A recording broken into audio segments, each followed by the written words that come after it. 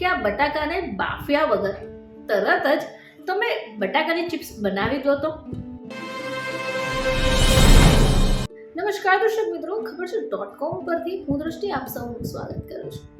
મિત્રો, રજા હોય કે પછી બપોરનો સમય હોય અને જો ભૂખ લાગે તો તરત જ ચિપ્સ યાદ આવે. અને ચિપ્સમાં પણ બટાકાની ચિપ્સ જે છે તે લગભગ દરેક વ્યક્તિની ખૂબ પસંદીદા વસ્તુ છે કે લગભગ દરેક ઘરોમાં બટાકાની ચિપ્સ બનતી હોય, પરંતુ એમાં મહેનત પણ ખૂબ લાગે છે.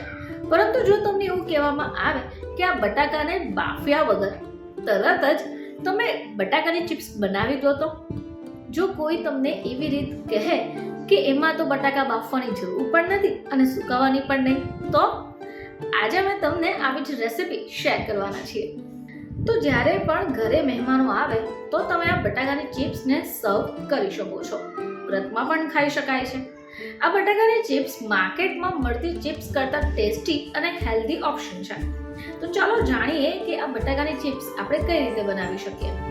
તો સૌથી પહેલા તમારે બટાકાની છાલને ઉતારી લેવાની છે અને આ બટાકાને છોલી તરત જ પાણીમાં નાખી દેવાનું છે.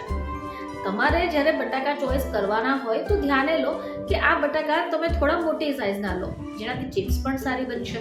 હવે ચિપ્સ બનાવવા માટે છીણી કે સ્લાઇસરની જરૂર પડશે. બટાકાના પાણીમાંથી કાઢીને ચિપ્સની છીણી બટાકાની ચિપ્સ બનાવવા માટે તૈયાર કરી લો. હવે તમારે આ ચિપ્સને પણ પાણીમાં સારી રીતે ડુબાડીને રાખવાની છે અને પહેલા બધી ચિપ્સ બનાવી લેવાની છે. એક બાઉલમાં પાણી નાખી તેમાં મીઠું નાખી દો. હવે આ બધી ચિપ્સને તમારે બીજા પાણીમાં નાખી દેવાની છે. ઓછામાં ઓછું તમારે 2 વાર બટાકાની ચિપ્સનું પાણી બદલવાનું છે. આનાથી શું થશે કે બટાકાનું જે સ્ટાર્ચ હશે તે બધું જ નીકળી જશે.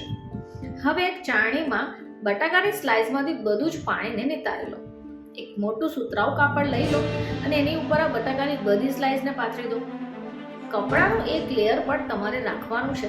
આ લેયરથી તમારે બટાકાની અંદર જે બધું પાણી છે એ કાઢી લેવાનું છે.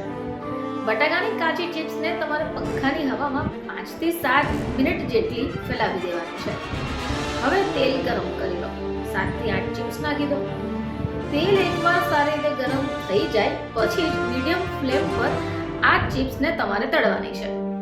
બધી જ ચિપ્સ ફ્રાય કરતા જાઓ એટલે ઉપરથી મીઠુંને પણ એડ કરતા રહો. તમે ઈચ્છો તો કાળા મરી, સિંધો મીઠું, શેકેલા જીરાનો પાવડર પણ છાંટી શકો. આવી ચિપ્સ તમે વ્રતમાં પણ ખાઈ શકો છો. તો મિત્રો, ઉકાળ્યા કે પછી સુકવ્યા વિના ખાલી 10 જ મિનિટમાં તમે સરળતાથી બનાવી શકો છો આવી બટેકાની ચિપ્સ. હોળી ઉપર આ સ્પેશિયલ રેસિપી તમારા માટે તૈયાર થઈ જશે. તો ફરીથી તમારી સમક્ષ હાજર થઈશું. ત્યાં સુધી જોતા રહેજો ખબર છે .com.